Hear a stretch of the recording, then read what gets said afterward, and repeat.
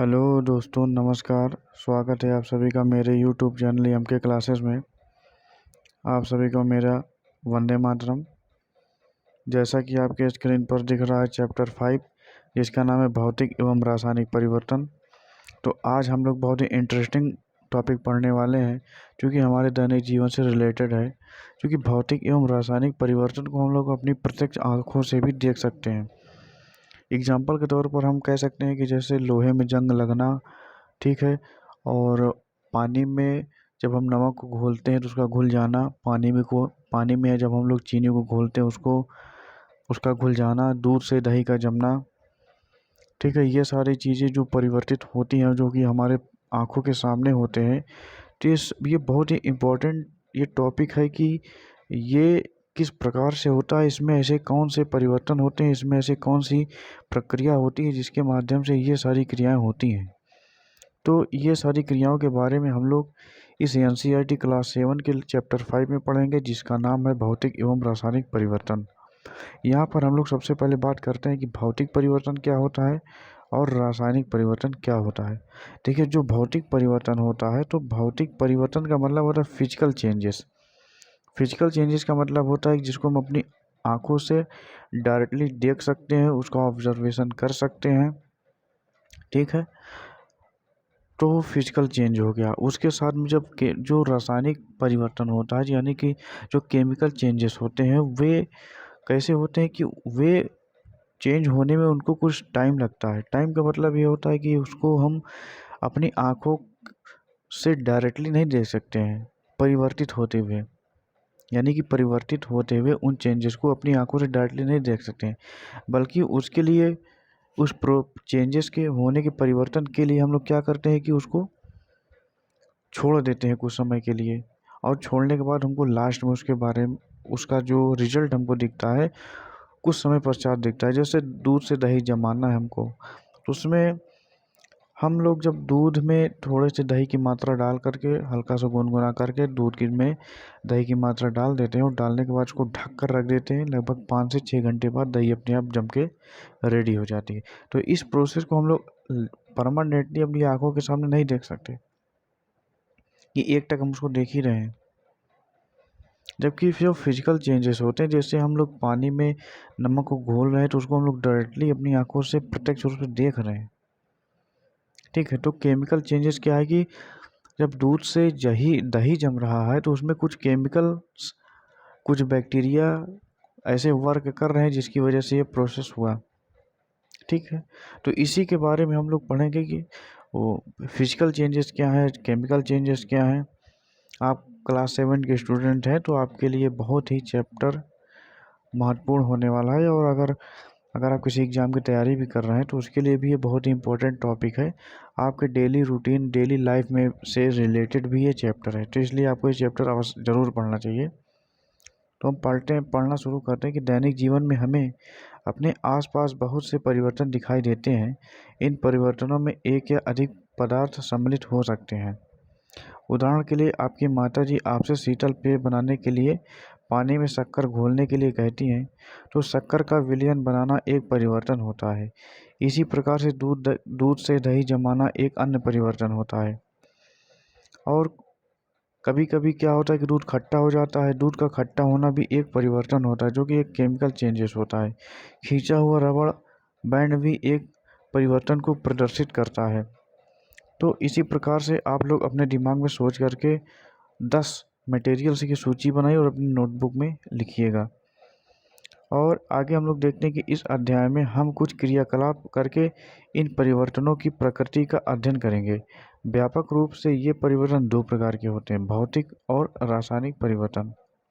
तो सबसे पहले हम लोग भौतिक परिवर्तन के बारे में पढ़ेंगे, यानी फिजिकल चेंजेस के बारे में पढ़ेंगे।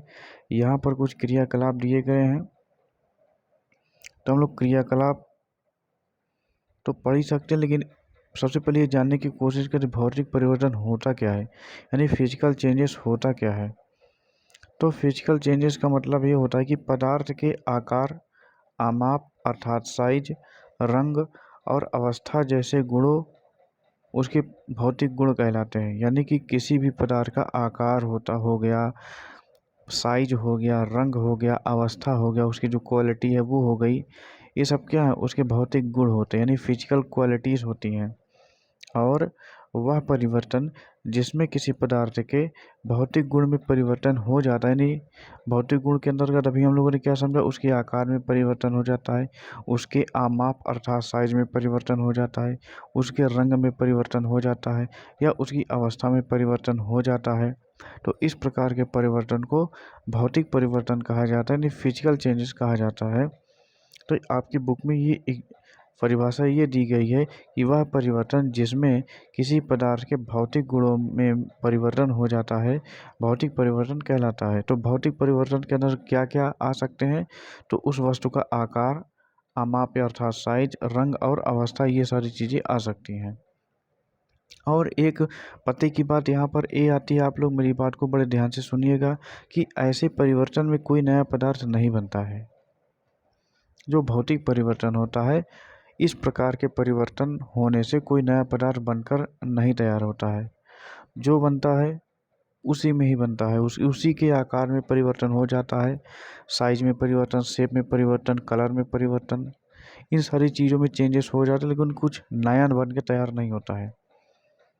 ठीक है, तो यही होता है फिजिकल चेंजेस। लेकिन जब केमिकल चेंजेस की हम लोग बात करते हैं तो इसके विपरीत होता है। तो फिजिकल चेंज के अंतर्गत तो ये हो गया कि नया पदार्थ नहीं बनता, लेकिन जो केमिकल चेंजेस होते हैं, केमिकल चेंजेस के अंतर्गत ये होता है कि कुछ नया पदार्थ बन के हमारे सामने रेडी होता है, कुछ नया पदार्थ है। जैसे यहाँ पर कुछ बताया गया कि लोहे में जंग लगना एक ऐसा परिवर्तन है जिससे आप भली भांति परिचित हैं। आप लोगों ने अपने घरों में लोहे के जो अलमारियां हैं, कुछ अन्य फर्नीचर हैं, स्टूल हैं, मेज हैं, उनको आप लोगों ने भली भांति देखा ही होगा, आप लोग उससे भली भांति परिचित ही होंगे। यदि आप लोहे के एक टुकड़े को कुछ दिनों के लिए खुले में छोड़ देते हैं, खुले में छोड़ने का मतलब ये होता है जिस स्थान पर नमी की मात्रा अत्यधिक है, वहाँ पर यदि आप छोड़ देते हैं तो इस पर भूरे रंग के पदार्थ की एक परत जम जाती है। ठीक है, यह पदार्थ जंग लगना कहलाता है, और यह प्रक्रम जंग लगना कहलाता है। पार्क अथवा लॉन आदि के लोहे के दरवाजे अथवा बगीचों या पार्क आदि में रखे लोहे की बेंच और लोहे के लगभग कोई भी वस्तु जो खुले में रहती है, खुले में रहने का सीधा सीधा सा मतलब हम लोग ये निकाल सकते हैं कि वह स्थान जहाँ पर नमी की मात्रा अधिक होती है, वह स्थान जहाँ पर नमी की मात्रा अधिक होती है, वहीं पर जंग लगने की संभावना सबसे अधिक होती है। क्या होती है, जिस स्थान पर नमी की मात्रा अधिक होती है वहीं पर जंग लगने की संभावना सबसे अधिक होती है। इसी प्रकार से हम लोग अपने घर में जैसे कुल्हाड़ी रखे रहते हैं, हथौड़ा रखे रहते हैं आदि को वायु में कुछ दिनों तक खुला रख देते हैं तो उसमें जंग लग जाती है, यानी भूरे रंग की परत जम जाती है। ठीक है, इसी प्रकार से रसोई में लोहे का गीला तवा कुछ समय तक यदि खुले में छोड़ दिया जाए, यानी नमी वाली स्थान में छोड़ दिया जाता है तो उसमें भी जंग लग जाता है। तो जंग उस पदार्थ यानी लौह से भिन्न होता है जिस पर यह लगती है। मतलब सीधा सा मतलब ये है कि जो जंग लगता है लोहे में, वो लोहे के मटेरियल से बिल्कुल अलग होता है। जंग लगना बिल्कुल अलग होता है। ठीक है, उसका जो कलर होता है वो भूरे रंग का होता है। ठीक है, और हम लोग आगे जानने की कोशिश करते हैं। शिक्षक द्वारा निर्देशित किए जाने के लिए तो यहाँ पर एक आपके सामने प्रयोग दिया गया है कि मैग्नीशियम के जलते हुए फीते यानी तार की ओर लंबी अवधि तक देखना हानिकारक होता है। शिक्षकों को बच्चों को बताना चाहिए कि वे जलते हुए मैग्नीशियम की ओर अधिक समय तक टकटकी लगाकर न देखें, क्योंकि मैग्नीशियम की पतली पट्टी यानी फीता अथवा तार का टुकड़ा लीजिए, इसके सिरों को रेगमाल से साफ कर लीजिए। ठीक है, उसके बाद क्या कीजिए कि सिरे को मोमबत्ती की लौ के पास लाइए, यह चमकता श्वेत यानी प्रकाश श्वेत यानी प्रकाश देती हुई जलने लगेगी।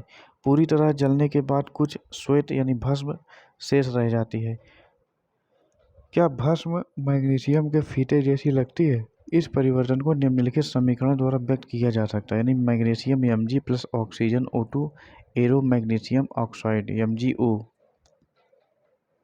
यही बनकर हमारे सामने तैयार होता है। ठीक है, तो भस्म को एकत्रित करके इसमें जल की कुछ मात्रा मिलाइए। मिश्रण यानी जलीय विलयन को अच्छी तरह हिलाइए। मिश्रण का लाल और नीले लिटमस पत्र का से परीक्षण कीजिए। क्या मिश्रण लाल लिटमस को नीला कर देता है? क्या मिश्रण नीले लिटमस को लाल कर देता है? तो इस परीक्षण के आधार पर आप जलीय विलयन को किस रूप में वर्गीकृत करेंगे, अम्लीय अथवा क्षारकीय? देखिए, पीएच हमारा जो मान होता है, जो पीएच होता है, वो पीएच एक स्केल होता है। क्या होता है? पीएच एक स्केल होता है। और पीएच स्केल क्या होता है? किसी भी मटेरियल के अम्लीयता और क्षारीयता को मापने का एक स्केल होता है। पीएच स्केल में 1 से लेकर के 14 तक के पॉइंट दिए गए होते हैं, यानी सेक्शन दिए गए होते हैं। ठीक है, और यहाँ पर अम्लीयता और क्षारीयता का एक बॉर्डर लाइन बताई गई है। 0 से लेकर के 7 तक और 7 से लेकर के 14 तक, ये 2 पार्ट में बटा हुआ होता है। 0 से लेकर 7 तक और फिर यहाँ 7 से लेकर 14 तक, ये 2 पार्ट में बटा हुआ होता है। यदि किसी विलयन का पीएच मान 7 से कम है, यानी इस ओर है, यदि किसी विलयन का पीएच मान 7 से कम होता है तो वह जो विलयन होता है वो अम्लीय होता है। और यदि किसी विलयन का पीएच मान 7 से अधिक होता है तो वो विलयन कैसा हो रहा है? क्षारीय होता है। ये बहुत ही इम्पोर्टेंट परिभाषा है पीएच स्केल के लिए। आप लोग इसको बड़े ही ध्यान से सुन करके इसको अपनी कॉपी में नोट डाउन कर लीजिएगा और याद कर लीजिएगा। ठीक है, जैसा कि अध्याय 4 में आपने पढ़ाई था कि मैग्नीशियम हाइड्रोक्साइड एक क्षारक होता है। उस चैप्टर में आपको क्षार के बारे में हमने बताया था कि क्षारक एक ऐसा मटेरियल होता है जिसको थोड़े से लिक्विड के साथ यदि हाथ में लेकर के चुटकियों की सहायता से यदि मसला जाता है तो उसमें साबुन जैसा चिकना चिकना महसूस होने लगता है। और स्वाद में क्षारक का जो स्वाद होता है वो कड़वा होता है। ठीक है, इसी प्रकार अतः मैग्नीशियम ऑक्साइड एक नया पदार्थ है जो मैग्नीशियम के जलने पर बनता है। मैग्नीशियम हाइड्रोक्साइड एक अन्य नया पदार्थ है जो मैग्नीशियम ऑक्साइड को जल में घोलने पर बनाता है या बनता है। ठीक है, और आगे हम लोग देखते हैं, यहाँ पर कुछ क्रियाकलाप दिए गए हैं। क्रियाकलाप तो आप लोग अपने से पढ़ करके देख सकते हैं, और आप ये देखा जाए तो ये क्रियाकलाप आपके शिक्षक की निगरानी में होना अत्यंत आवश्यक है। ठीक है, अब देखिए, एक रासायनिक अभिक्रिया के बारे में यहाँ पर बात की जा रही है कि वह परिवर्तन जिसमें एक अथवा एक से अधिक नए पदार्थ बनते हैं रासायनिक परिवर्तन कहलाता है। और रासायनिक परिवर्तन को रासायनिक अभिक्रिया भी कहते हैं। क्योंकि अभी हम लोगों ने थोड़ी देर पहले बात की थी कि लोहे पर जंग लगना क्या होता है। तो लोहे पर जंग लगना एक रासायनिक अभिक्रिया होती है। और इस रासायनिक अभिक्रिया के अंतर्गत लोहे के ऊपर जो भूरे रंग की परत जम जाती है, वो भूरे रंग की परत उस लोहे के नमी वाले स्थान पर उपस्थित होने की वजह से ही होता है। तो यह जो क्रियाकलाप होता है, लोहे के ऊपर भूरे रंग की परत चढ़ जाना, ये क्या होता है? रासायनिक परिवर्तन कहलाता है। और यह जिस अभिक्रिया के माध्यम से यह भूरे रंग की परत लोहे पर चढ़ती है तो वो रासायनिक अभिक्रिया कहलाती है।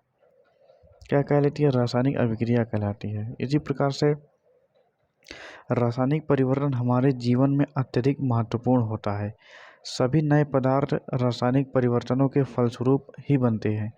उदाहरण के लिए भोजन का पाचन, फलों का पकना, अंगूरों का किण्वन आदि विभिन्न रासायनिक परिवर्तनों के कारण होता है। यानी रासायनिक परिवर्तन का उदाहरण क्या क्या है? भोजन का पाचन, यानी हमारे शरीर में जो भोजन का पाचन होता है वो भी एक रासायनिक अभिक्रिया के माध्यम से ही होता है। क्योंकि हम लोगों ने इसके पहले चैप्टर में पढ़ा था कि जब हम लोग मुखगुहा से भोजन को ग्रहण करते हैं और ग्रहण करने के बाद भोजन हमारे आमाशय में जाता है तो वहाँ पर हाइड्रोक्लोरिक अम्ल मिलता है। और हाइड्रोक्लोरिक अम्ल के मिलने से उसमें जो हानिकारक जीवाणु होते हैं, वायरस होते हैं, वे मर जाते हैं। और उसमें कुछ पाचक रस आकर के मिल जाते हैं। किसमें में आकर मिल जाते हैं? तो भोजन में आकर कुछ पाचक रस मिल जाते हैं, जिसके मिलने से भोजन का पाचन बहुत ही आसानी से हो जाता है। और इन्हीं केमिकल्स का हमारे भोजन में मिलना और उसका पाचन करना ही रासायनिक परिवर्तन कहलाता है। ठीक है, तो इसीलिए हम लोगों ने यहाँ पर बात की कि भोजन का पाचन होना, फलों का पकना और अंगूरों का किण्वन आदि विभिन्न रासायनिक परिवर्तनों के कारण ही होता है। इसी प्रकार से औषधि भी रासायनिक अभिक्रियाओं की श्रृंखला का अंत्योत्पाद होती है। उपयोगी नए पदार्थ जैसे प्लास्टिक और अपमार्जकों को रासायनिक अभिक्रियाओं द्वारा ही बनाया जाता है। वास्तव में प्रत्येक नए पदार्थ की खोज रासायनिक परिवर्तनों का अध्ययन करके की गई है। हमने देखा कि रासायनिक परिवर्तन में एक या एक से अधिक नए पदार्थ निर्मित होते हैं। तो ये बात बहुत ही रिमेम्बरल है कि हमने देखा है कि रासायनिक जो परिवर्तन होते हैं, तो रासायनिक परिवर्तन के बाद जो है एक या एक से अधिक नए पदार्थ निर्मित हो जाते हैं। तो नए उत्पाद अर्थात पदार्थों के अतिरिक्त रासायनिक परिवर्तन में भिन्न घटनाएं भी हो सकती हैं। तो विभिन्न घटनाएं क्या हो सकती हैं, आइए इसको हम लोग जानते हैं। तो ऊष्मा, प्रकाश अथवा किसी अन्य प्रकार के विकिरण, उदाहरण के लिए पराबैंगनी का निर्मुक्त बाहर निकलना अथवा उनका अवशोषित होना। अगला पॉइंट है ध्वनि का उत्पन्न होना। नेक्स्ट पॉइंट है गंध में परिवर्तन होना अथवा किसी नई गंध का बनना। अगला पॉइंट है रंग में परिवर्तन होना। अगला पॉइंट है किसी गैस का बनना। तो आइए हम कुछ अन्य उदाहरणों पर भी विचार करते हैं। आपने देखा कि मैग्नीशियम के फीते का जलना एक रासायनिक परिवर्तन है। ठीक उसी प्रकार से कोयला, लकड़ी अथवा पत्तियों का जलना भी रासायनिक परिवर्तन कहलाता है। आपसे एग्जाम में ये क्वेश्चन पूछ सकता है कि मैग्नीशियम के फीते का जलना क्या है। तो मैग्नीशियम के फीते का जलना एक रासायनिक परिवर्तन है। उसी के साथ कोयला जो होता है, लकड़ी जो होता है और पत्तियाँ जो होती हैं, तो इन तीनों का जलना क्या होता है। तो कोयले का जलना, लकड़ी का जलना, पत्तियों का जलना, ये सभी रासायनिक परिवर्तन के अंतर्गत ही आता है। वास्तव में किसी भी पदार्थ का जलना एक रासायनिक परिवर्तन है। ये बात बहुत ही रिमेम्बरल हो जाती है कि किसी भी पदार्थ का जलना क्या हो सकता है, किसी भी पदार्थ का जलना रासायनिक परिवर्तन हो सकता है। हो सकता क्या, रासायनिक परिवर्तन है। जलने के साथ सदैव ऊष्मा का उत्पादन होता है, क्योंकि किसी वस्तु में जब ऊष्मा उत्पादित होगी तो उसमें क्या होगा, जब कोई वस्तु जलेगी तो उसमें ऊष्मा का उत्पादन तो होगा ही होगा। इसी प्रकार से पटाखों का विस्फोट एक अन्य रासायनिक परिवर्तन ही है, क्योंकि पटाखा जो होता है उसमें जो केमिकल्स मिलाए जाते हैं, तो उन केमिकल्स के माध्यम से उसमें विस्फोट होता है। तो पटाखों का विस्फोट एक अन्य रासायनिक परिवर्तन है। आप जानते हैं कि विस्फोट से ऊष्मा, प्रकाश, ध्वनि और अरुचिकर गैसें उत्पन्न होती हैं। तो ये अरुचिकर गैसें हमारे स्वास्थ्य के लिए भी बहुत ही हानिकारक है और वायुमंडल के स्वास्थ्य के लिए भी बहुत ही हानिकारक होता है। इसलिए आपको पटाखों को ना जलाने की सलाह दी जाती है। ठीक है, उसी प्रकार जब भोजन सामग्री बासी हो जाती है अथवा सड़ गल जाती है, तो उसमें दुर्गंध आने लगती है, अर्थात वो डैमेज हो जाती है। क्या हम इस परिवर्तन को रासायनिक परिवर्तन कह सकते हैं? हाँ, ज़रूर कह सकते हैं, इसमें कोई बड़ी बात नहीं है। संभवतः आपने देखा होगा कि यदि सेब को काटने के तत्काल ना खा लिया जाए तो उसके कटे हुए टुकड़े भूरे रंग के हो जाते हैं। यदि आपने रंग में यह परिवर्तन नहीं देखा है तो किसी सेब का एक टुकड़ा काटिए और उसे कुछ देर तक ऐसा छोड़ दीजिए। इसी प्रकार का क्रियाकलाप आलू अथवा बैंगन के टुकड़े के साथ दोहराइए। तो ऐसी प्रत्येक स्थिति में रंग का परिवर्तन वास्तव में किसी नए पदार्थ अथवा पदार्थों के बनने का कारण होता है। क्या यह परिवर्तन रासायनिक परिवर्तन नहीं है? तो ये रासायनिक परिवर्तन जरूर है, ये रासायनिक परिवर्तन जरूर है। इसी प्रकार से यहाँ पर आपके सामने एक बहुत ही इम्पोर्टेंट पॉइंट दिया गया, सुरक्षात्मक आवरण, जो कि हमारे वायुमंडल से संबंधित है। तो इसके बारे में हम लोग पढ़ते हैं कि आपने वायुमंडल में ओजोन की परत के बारे में अवश्य सुना होगा। ओजोन परत पराबैंगनी किरणों को धरती पर आने से रोकती है। तो आपने वायुमंडल में ओजोन की परत के बारे में अवश्य सुना होगा। यह हमें सूर्य के प्रकाश में उपस्थित हानिकारक पराबैंगनी विकिरण से बचाती है। ओजोन पराबैंगनी विकिरण को अवशोषित कर लेती है और ऑक्सीजन में परिणत हो जाती है। ऑक्सीजन ओजोन से भिन्न होती है। ऑक्सीजन जो होती है ओजोन गैस से भिन्न होती है। क्या हम ओजोन के अपघटन को रासायनिक परिवर्तन कह सकते हैं? यदि ओजोन का पराबैंगनी विकिरण अवशोषित नहीं होती तो क्या वह पृथ्वी की सतह पर पहुंचकर हमें और अन्य जीवों को हानि पहुंचा सकती थी? बिल्कुल पहुंचा सकती थी। इसके अलावा ओजोन इस विकिरण में हमें सुरक्षा प्रदान करने में प्राकृतिक आवरण की तरह कार्य करती है। और आगे हम लोग पढ़ते हैं 5.3 में लोहे में जंग लगना। अभी हम लोगों ने इसके थोड़ी देर पहले जिक्र किया ही था कि जंग लगने के लिए ऑक्सीजन और जल वाष्प दोनों की उपस्थिति अनिवार्य है। दिस इज रिमेम्बरल पॉइंट कि किसी भी लोहे के मटेरियल में जंग लगने के लिए ऑक्सीजन और जल अर्थात जलवाष्प इन दोनों की आवश्यकता होती है। तो आइए हम जंग लगने की घटना पर पुनः विचार करते हैं। यह एक ऐसा परिवर्तन है जो लोहे की धातुओं या वस्तुओं को प्रभावित करता है और धीरे धीरे उन्हें नष्ट कर देता है। चूँकि लोहे का उपयोग सेतु यानी पुल, जहाज, कार, ट्रक आदि का ढांचा बनाने और कई वस्तुओं को बचाने के लिए किया जाता है, अतः जंग लगने के कारण होने वाली आर्थिक हानि का बहुत अधिक होती है। जंग लगने की प्रक्रिया को निम्नलिखित समीकरण के द्वारा आपके सामने व्यक्त किया जा सकता है, यानी लोहा यानी Fe, ऑक्सीजन यानी O2, वायु से एरो, H2O जल O। क्या H2O जल प्लस जंग यानी आयरन ऑक्साइड Fe2O3, यानी कि जंग लगने के लिए ऑक्सीजन और जलवाष्प दोनों की उपस्थिति अनिवार्य होती है। तो वास्तव में यदि वायु में आर्द्रता की मात्रा अधिक हो अर्थात नमी अधिक हो तो जंग जल्दी लगने के चांसेस होते हैं। अगला पॉइंट है हम जंग लगने से रोकथाम कैसे करते हैं। तो लोहे की वस्तुओं को ऑक्सीजन अथवा जल अथवा दोनों के संपर्क में आने से बचाकर ही ऐसा किया जा सकता है। इसका एक सरल उपाय उन पर पेंट अथवा ग्रीस की एक परत चढ़ाना है। वास्तव में लोहे की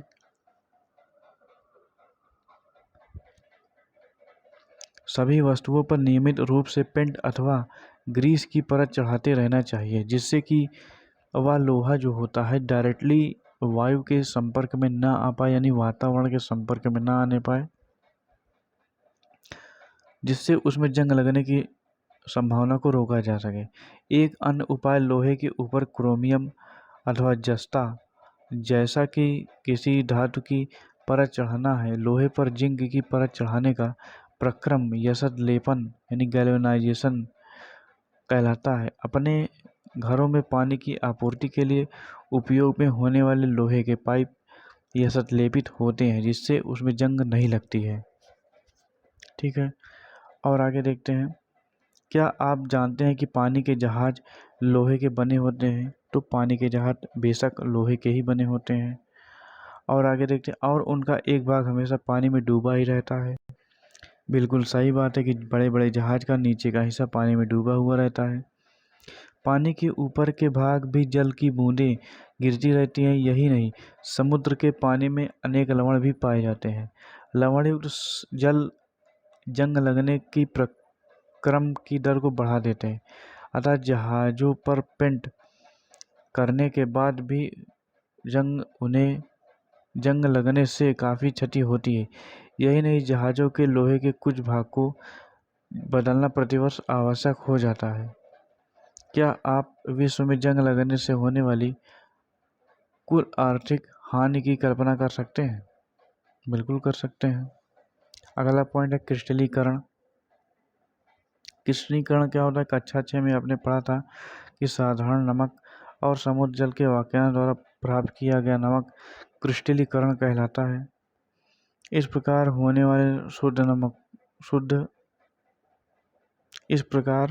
प्राप्त होने वाला नमक शुद्ध नहीं होता और उसके क्रिस्टलों के आकार को स्पष्ट रूप से देखा नहीं जा सकता। यद्यपि किसी पदार्थ के शुद्ध क्रिस्टल उसके विलयन से प्राप्त हो सकते हैं।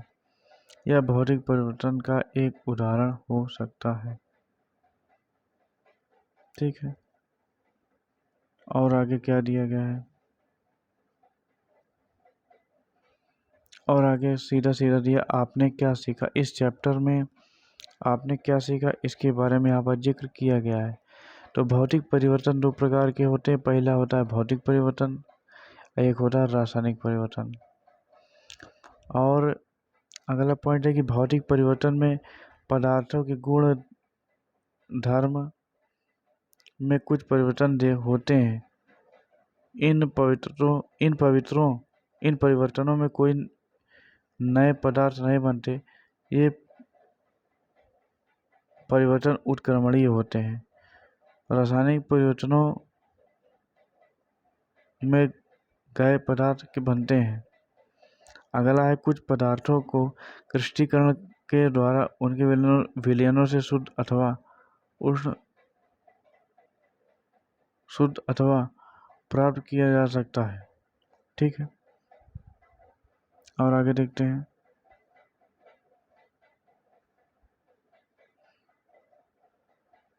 क्या आप जानते हैं, बहुत ही इम्पोर्टेंट फैक्ट है, बहुत ही इम्पोर्टेंट पॉइंट, इसके बारे में जानते हैं। दिल्ली में कुतुब मीनार के पास एक लौह स्तंभ है, 77 मीटर से भी करीब ऊंचा। इसका लगभग 6000 किलोग्राम में भार है।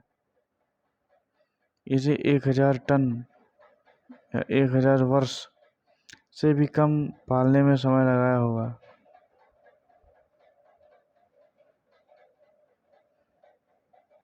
ठीक है, तो इसका भार लगभग 6000 किलोग्राम से अधिक है।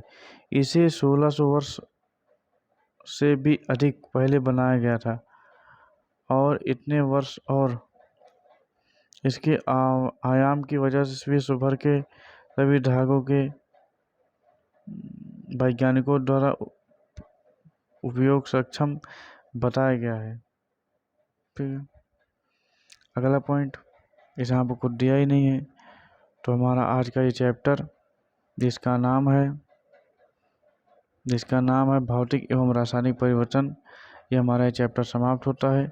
यदि आपको वीडियो पसंद आई हो तो लाइक करें, कमेंट करें, शेयर करें और हमारे चैनल को सब्सक्राइब करना ना भूलें। मिलते हैं आपसे नेक्स्ट वीडियो में नए चैप्टर के साथ। तब तक के लिए नमस्कार।